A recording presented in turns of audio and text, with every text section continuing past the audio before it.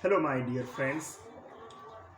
जो भी 2026 में 10वीं बोर्ड का एग्ज़ाम देने वाले हैं बिहार बोर्ड के हिंदी मीडियम से, उसके लिए ये क्लासेस एक रामबाण होगी। चलिए हम लोग 10वीं क्लास का बायोलॉजी जो भी चैप्टर है पहला जैव प्रक्रम, उसके बारे में हम लोग चेक करते हैं और देखते हैं क्या क्या है इस चैप्टर्स में और क्या क्या आपको इसमें पढ़नी चाहिए। देखिए हमारे स्क्रीन पर है जैव प्रक्रम, जिसे हम लोग बायोलॉजिकल प्रोग्रेस कहते हैं। इस बायोलॉजिकल प्रोसेस में हम लोग जैव प्रक्रम के बारे में पढ़ेंगे।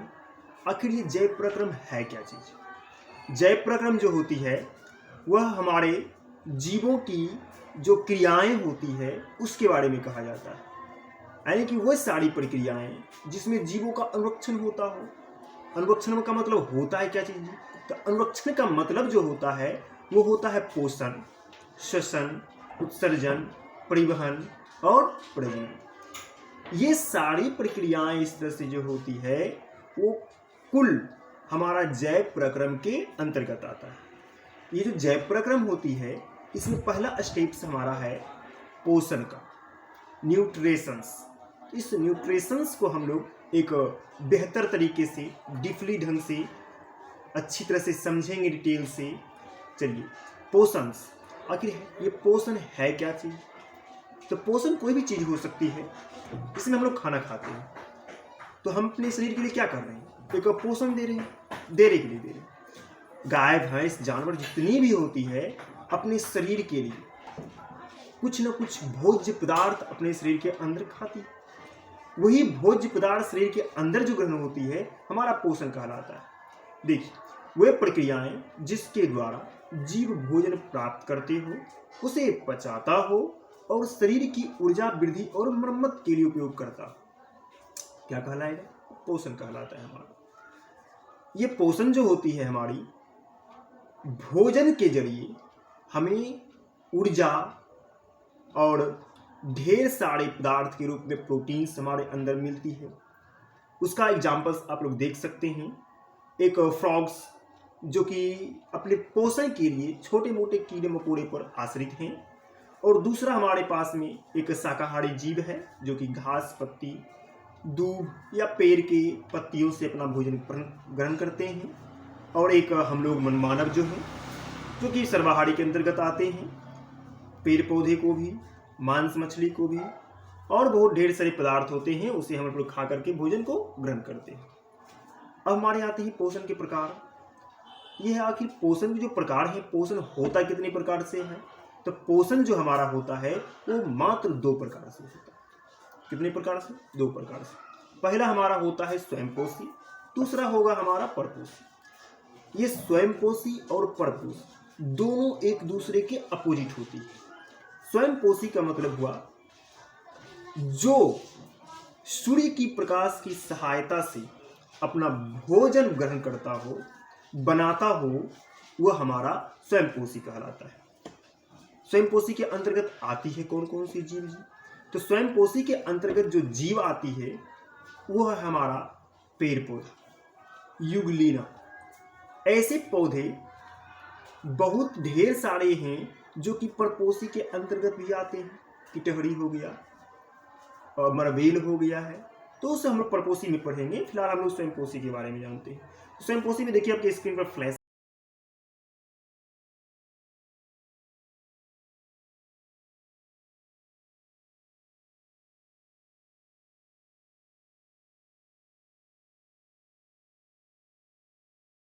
जो कि सूर्य के प्रकाश से लेकर के, जमीन से खनिज लवण लेकर के, वायुमंडल से CO2 लेकर के अपनी भोजन क्रियाएं को पूरी करती है। दूसरा उदाहरण हमारा है जो कि आप लोग नदियों में कजली को देखे होंगे, काई जिसे हम लोग बोलते हैं, वही कजली भी हमारा क्या है? एक स्वयंपोषी है। और उसी में आता है हमारा साइनोबैक्टीरिया जो कि सूर्य से प्रकाश को ग्रहण करके प्रकाश संश्लेषण प्रक्रियाएं करती है, और इसी कारण से साइनोबैक्टीरिया और पेड़ पौधे, युगलीना, ये सब के सब क्या हैं? स्वयंपोषी हैं। अब स्वयंपोषी के बाद हमारा आता है परपोषी। तो परपोषी हम किसे कहेंगे? तो परपोषी के लिए वैसा पोषण जिसमें जीव अपना भोजन किसी अन्य जीव से प्राप्त करता हो और सूर्य पर आश्रित नहीं रहता हो, उसे हम क्या कहेंगे? परपोषी कहेंगे। तो परपोषी के अंतर्गत कौन कौन सी चीज आएगी जी? तो परपोषी के अंतर्गत हमारे शाकाहारी जीव आ जाएंगे, जैसे में हिरण हो गया है, गाय हो गई है, भैंस हो गई है, खरगोश हो गई है। ये सब स्वयं पोषी वाले पौधों को खा करके अपना भोजन प्राप्त करता है, न्यूट्रिएंट्स प्राप्त करते हैं। दूसरा उदाहरण हमारे पास में आएगा। दूसरा उदाहरण के रूप में एक शेर जो कि मांसाहारी, आप स्क्रीन पर देखिए, वो मांस किसी एक बच्चे के मांस को वो खा रहा है, कोई जीव है हिरण। अब दूसरा एग्जाम्पल्स में हमारा एक क्रॉ है, ये भी क्या है? ये भी एक मांसाहारी है और शाकाहारी, दोनों में ये आती है, इसलिए हम इसे सर्वाहारी कह सकते हैं। तो ये भी किसी न किसी जीव के बच्चे को या सरेगले मांस को या फिर किसी बच्चे के हाथ से कुरकुरा लेकर आप भागते हुए देखेंगे कौवा को, तो भी अपना भोजन क्या कर रहा है? किसी दूसरे जीव से प्राप्त कर रहा है। तो हम उसे क्या कहेंगे? परपोषी जीव कहेंगे। और मानव तो खैर सर्वाहारी में आती है, तो परपोषी में होगी। ये तो पहला नंबर अपना खाद्य पदार्थ जो होता है शाकाहारी से प्राप्त करता है, और हमारा मांसाहारी से ही प्राप्त होता है। मांस से दूध, अंडा, ये सब से हम लोग खाना प्राप्त करते हैं, इसलिए मनुष्य को परपोषी के अंतर्गत रखा गया है। और पेड़ पौधे को, जितने भी दुनिया में पेड़ पौधे हैं जो अपवाद में, कुछ अपवाद में हैं, बाकी का सब क्या है? वो हमारा सब का सब जो है ना स्वयं पोषी है। कीटहरी पौधा, और एक जो कि अमर बेल होती है, और एक कवक के रूप में होता है, उसका नाम भूल रहे हैं हम लोग, उसे कुकुरमुत्ता भी कहते हैं हम लोग, या फिर गोबर छत्ता कहते हैं। तो वो सब का सब क्या है? परपोषी के जीव के अंतर्गत आता है। चलिए अब हम लोग जानेंगे परपोषी पोषण के प्रकार, यानी परपोषी का जो पोषण होता है वो कितने प्रकार से होता है। परपोषी का जो पोषण है वो हमारा 3 तरीके से होता है। और वो 3 तरीका है क्या चीज? तो वो तीनों तरीका में हमारा सबसे पहले आएगा परजीवी पोषण, उसके बाद में आएगा मृतजीवी पोषण, फिर उसके जस्ट बाद में हमारा आएगा प्राणी समभोजी। प्राणी समपोषी भी बोलते हैं, प्राणी समभोजी भी बोलते हैं, दोनों बोलते हैं लोग। तो अगले पार्ट में हम लोग परजीवी के बारे में हम लोग जानेंगे। तो परजीवी है क्या चीज जी? ऐसे जीव जो दूसरे जीवित जीव के शरीर में रहता हो, समझ रहे हैं? वैसा जीव जो एक जीवित जीव के शरीर के अंदर रहता हो या शरीर के ऊपर रहता हो और उसे हानि पहुंचाता हो और अपना पोषण ग्रहण कर लेता हो, ये क्या है? परजीवी पोषण है। यानी कि दूसरे के शरीर पे बैठो और बैठ करके उसका कुल भोजन अपने अंदर ग्रहण कर लो और हम लोग जीवित रहेंगे। जैसे में मक्खर हो गया है, जूं हो गई है, और गाय भैंस में आप लोग देखे होंगे चिमक्कन के टाइप से होता है, वो भी क्या है? परजीवी है। चलिए उसका उदाहरण हम लोग देख लेते हैं। उदाहरण में कुछ कुछ है दिया हुआ, जूं, ढीला, और ढीला के बाद में हमारा आता है जोंक, लीच, जो कि बहुत जगह पर लीच से हम लोग क्या बोलते हैं उसको, गंदा खून को साफ करवाने का प्रोसेस भी चलता है। उसके बाद में हमारा है कुकुरमुत्ता, अभी जस्ट पहले बताए थे गोबर छत्ता के बारे में, ये सड़े मांस पदार्थों पर भी उग जाती है हमारी, ये परजीवी में भी जाती है। उसके बाद में हमारा है मच्छर। ये हमारा मच्छर क्या है? मच्छर हमारा परजीवी है। इसी कारण से हमारा एक मलेरिया रोग उत्पन्न होती है, और ये मलेरिया रोग किसके कारण से होती है? तो मादा एनोफ्लीज मच्छर के कारण से होती है। गर्मी का दिन आया हुआ है, अभी कौन सा महीना चल रहा है? अभी यही जून या जून चल रहा है। इस जून के महीने में मच्छर का आतंक ज़्यादा होता है। आप लोग मच्छरदानी में लगा के सोइएगा। आइंदा ये मच्छर आएगी, अपना गाना बजाएगी, आपको लोभ देगी, और ये लोभ में फंसिएगा, अब आगे बाद डंक मार के जाएगा, मलेरिया हो जाएगा। तो अभी जवानी में मलेरिया होना चाहिए, मलेरिया नहीं होना चाहिए। चलिए आगे देखते हैं। आगे हमारा है मृतजीवी में आते हैं हम लोग। मृतजीवी है क्या चीज़? तो मृतजीवी जो है वैसा पोषण जिसमें जीव जो होता है ना, वो मरे या सरे या गले किसी भी पदार्थ से अपना भोजन तैयार कर लेता हो, ग्रहण करता हो, उसे हम लोग क्या कहेंगे? मृत जीवी पोषण कहेंगे। यानी कि मृत मतलब मर गया, सड़ गया, गल गया, ये सभी चीज़ों से अगर भोजन हम कर रहे हैं तो हम मृतजीवी में आ जाएंगे। इसका एग्जाम्पल्स देखिए, जो एग्जाम्पल आपकी स्क्रीन पर होगा। पहला नंबर में हमारा है फफूंद, और फफूंद का देखिए ये जो है ना बैक्टीरिया दिख रही है आपको, ये फफूंद है। पाँव रोटी जब सड़ जाती है या रोटी कभी कभी हमारी छत पर खुला हुआ रखा रह जाता है 1 या 2 दिन और बरसात पड़ जाए, उसमें देखिएगा काला काला या हरा हरा एक पौधे की टाइप से उग जाती है, वही वाला है, उसी को हम लोग क्या कहते हैं, फफूंद कहते हैं। और ये फफूंद के बाद हमारा है दूसरा एग्जाम्पल से बैक्टीरिया आती है, जो कि बैक्टीरिया आप लोग देखे होंगे। हालांकि इसको नंगी आँख से दिखता नहीं है, लेकिन जब कभी कभी बड़ी हो जाती है तो बैक्टीरिया कहलाती है। जैसे एग्जाम्पल्स में आप लोग दही खाए होंगे, जब दही ज़्यादा दिन सड़ जाती है तो उसमें एक उड़ने वाला जो है बैक्टीरिया पनप जाता है, जिसे हम लोग कीड़ा मकोड़ा कहते हैं। तो हम लोग, हाँ आप लोग सोच रहे होंगे कि दही में कीड़ा होता है या नहीं होता है। आप लोग श्योर है ना कि शाकाहारी हैं? जो भी कहता है ना शाकाहारी हैं, उसे बोलिए क्या दही नहीं खाते हैं? खाता है ना दही। दही में क्या है, लैक्टोबैसिलस। ये क्या है लैक्टो बाबा?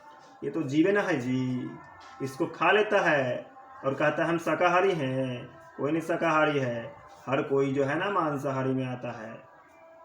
खाली बस ऊपर का दिखावा, 100 चूहा मार करके अब बिल्ली चली हज करने, वही वाली बात यहाँ है। चलिए आगे एग्जाम्पल्स में देखते हैं। अगला एग्जाम्पल में हमारा है गिद्ध।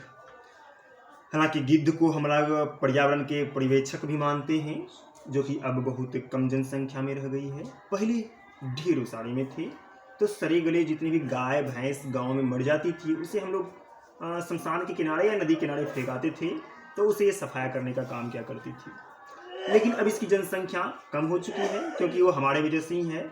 हम लोग क्या करते हैं, सरा गला मांस को या फिर उसमें जो बैक्टीरिया पनपती है उसे मारने के लिए हम लोग कीटनाशक उपयोग कर देते हैं। उसके खाने से भी इसकी मौत हो जाती है। कभी कभी गाय भैंस या जानवर कोई भी चीज़ या मनुष्य ही हो, कोई जहर खा के मर जाने के कारण उसे गिद्ध खाती है और वो भी मर जाती है। तो इस तरह से इसकी जनसंख्या धीरे धीरे क्या हो गई है, घट गई है। फिलहाल अभी ये कुछ है जिसमें कि गिद्ध को बचाने का एक क्या बोलते हैं इसको, भूल चुके हैं उसका नाम आदमी है। गिद्ध को बचाने के लिए एक मुहिम चालू की गई थी, उसमें गिद्ध को बचाया गया था और भी आगे चल रहा है, इसका प्रोसेस चल रहा है।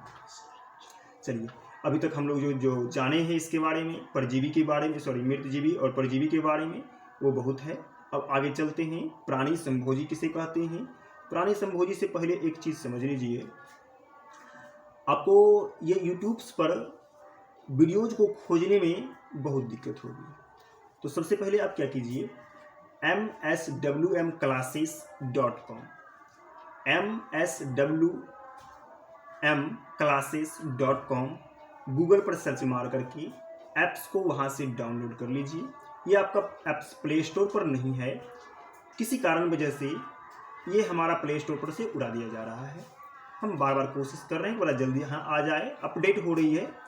तो आप लोगों को जब मोबाइल में खुलेगा mswmclasses.com तो आपके स्क्रीन पर इस तरह से फ्लैश होगी, जो कि अभी आपको दिख रही होगी।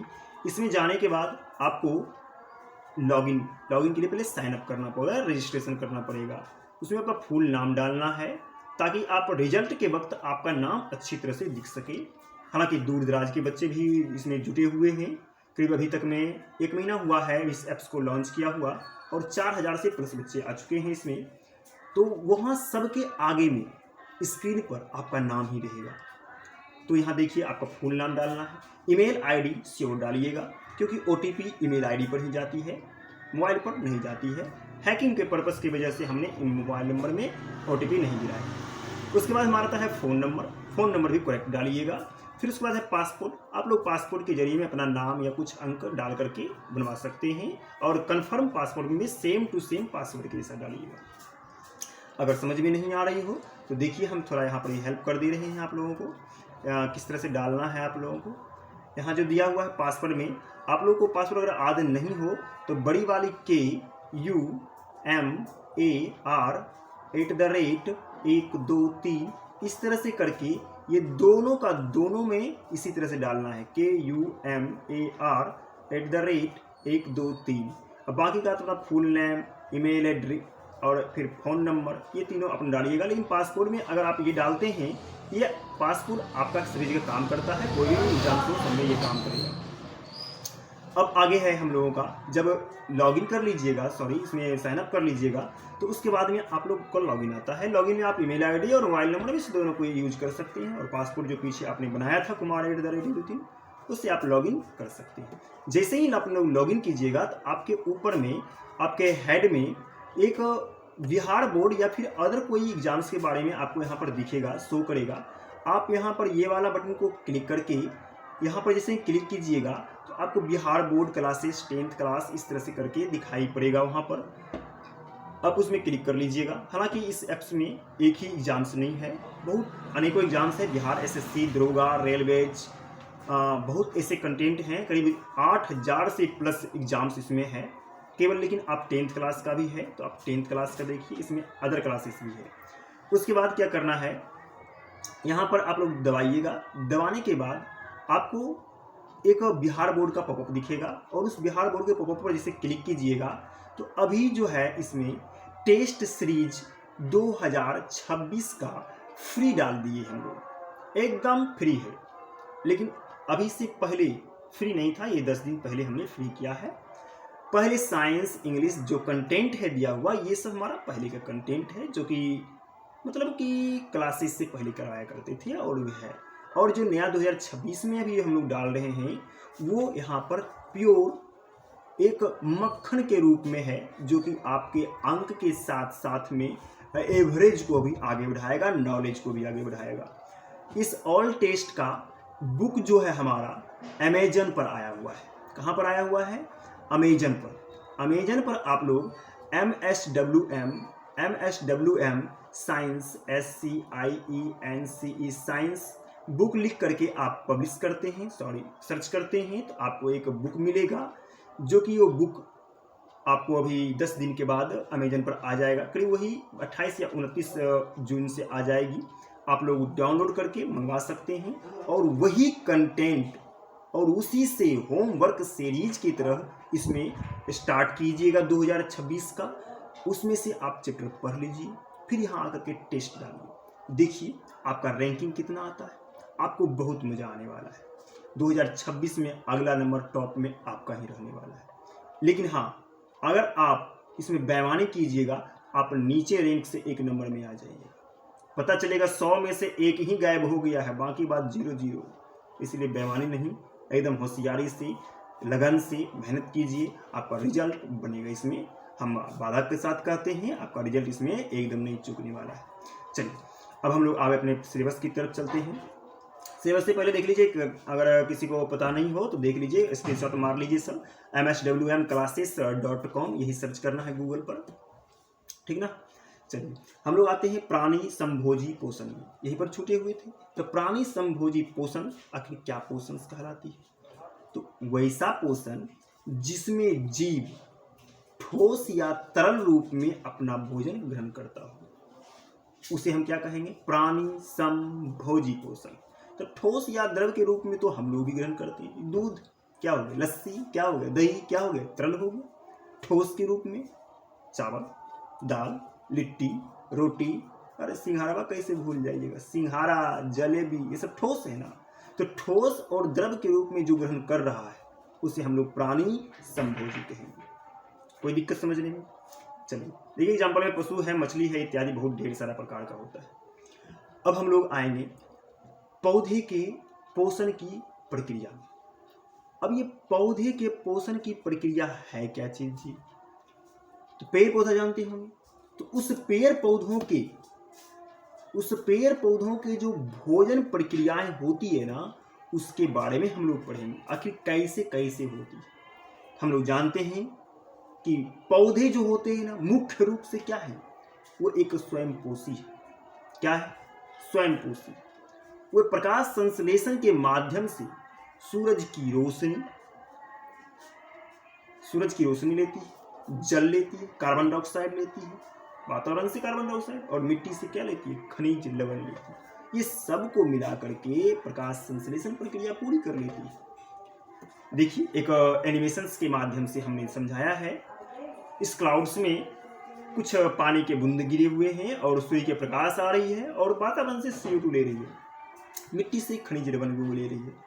ये पोषण किया, ये भोजन बनाया, प्रकाश संश्लेषण प्रक्रिया किया, उसके बाद ये एक पेड़ के रूप में बन के उभरा। अब ये छोटे पौधों से लेकर के बड़े पेड़ बनने तक की प्रक्रियाएं किस कारण से हो पाई है? वो सिर्फ और सिर्फ पोषण के कारण से हो पाई। इसमें एग्जाम जो क्वेश्चन रहते हैं वो रहती है कि पौधे अपना भोजन तैयार करने के लिए किस किस साधन का उपयोग करते हैं। तो पहला हमारा होगा सूर्य, उसके प्रकाश में, बिना उसका तो होगा ही नहीं। दूसरा नंबर वायुमंडल से CO2 लिया। तीसरा नंबर में जल लिया। अब ये मत लिख दीजिएगा कि घाटा से जल लिया भाई। अरे कभी कभी हम भी पटाते हैं, हम भी पानी में वाटरिंग देते हैं, मतलब वाटरिंग करते हैं, पटाते हैं खेतों में, गेहूं में, तो हम भी देते हैं। तो वो बादल से मत दीजिएगा, बस पानी दीजिए। उसके बाद फिर मिट्टी से क्या लेते हैं? खनिज लवण लेते हैं। इस सब को मिला करके पौधे क्या बन जाता है? एक पेड़ में कन्वर्ट होता है, पोषण करता है। कोई दिक्कत समझ में? चलिए आगे। अब ये प्रकाश संश्लेषण प्रक्रिया है क्या चीज जी?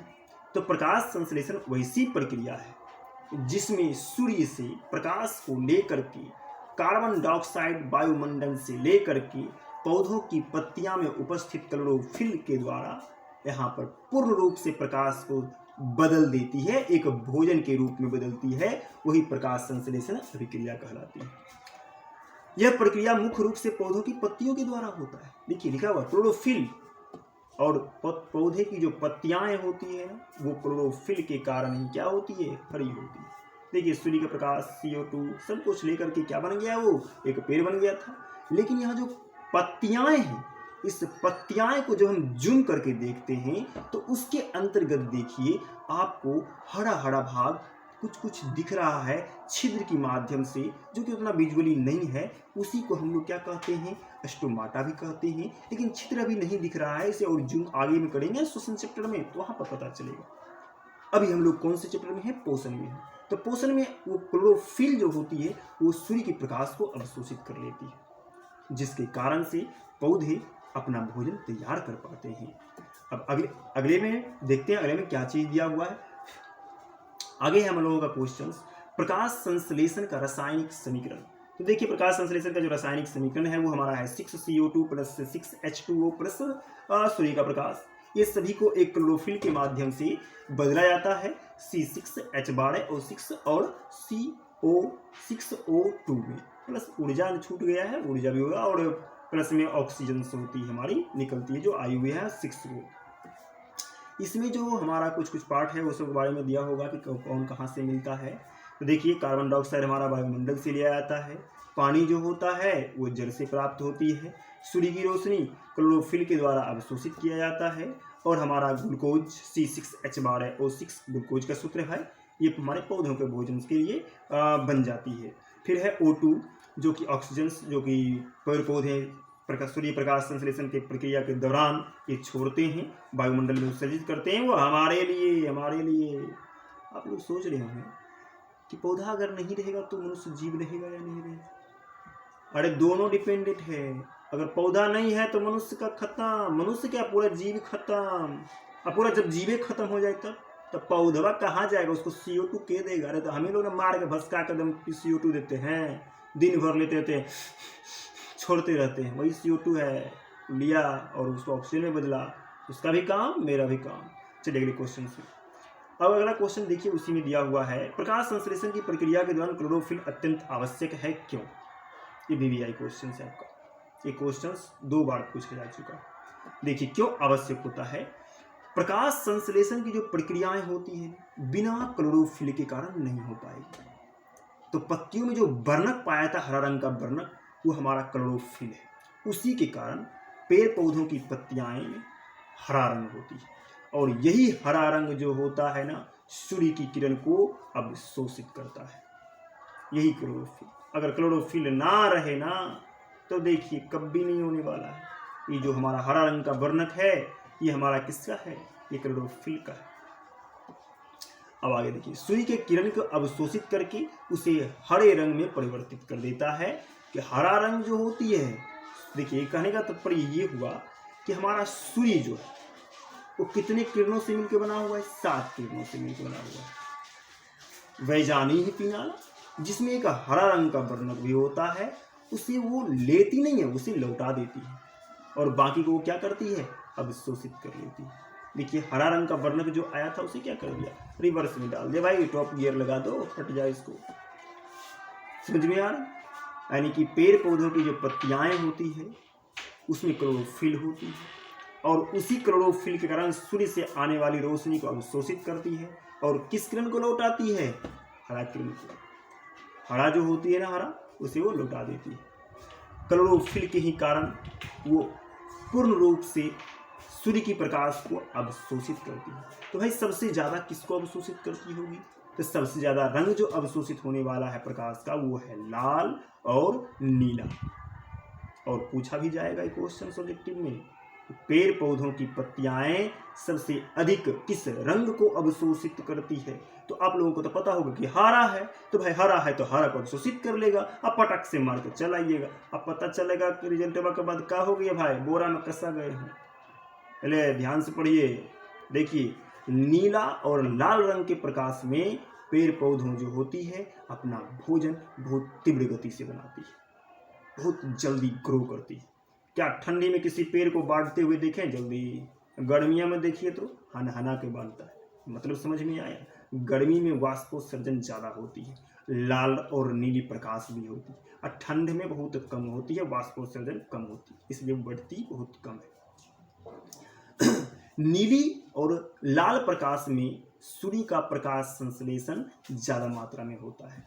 देखिए एक एनिमेशंस के माध्यम से हमने एक टॉर्च के जो कि 7 रंग वाला टॉर्च है भैया, ये बिहार का जुगाड़ू लाल है, उसी में 7 रंग फिट किया हुआ है। जब हम उसमें डाले हैं तो ब्लू किरण को डाले हैं तो वो अवशोषित कर लिया, मतलब पत्तियां अपने अंदर एक्सेप्ट कर लिया, सोख लिया। फिर जैसे रेड लाइट डाले हैं तो उसको भी उन्होंने क्या कर लिया, सोख लिया। अब की बार हरा लाइट डाल के देखते, जैसे ही हमने हरा डाला वो क्या हो चुकी है, प्रवर्तित हो चुकी है। क्या हो चुकी है, प्रवर्तित हो चुकी है। रेड डाला सोख लिया, ब्लू डाला उसको भी सोख लिया, लेकिन ग्रीन जब डाला गया तो उसे फिर क्या कर दिया गया, लौटा दिया गया। मतलब बात समझ में आ गई, पक्की ना, बात समझ में आ गई। हरा रंग को कभी वो एक्सेप्ट नहीं करेगा, केवल और केवल जो 6 रंग बचा हुआ है सिर्फ उसे एक्सेप्ट करेगा।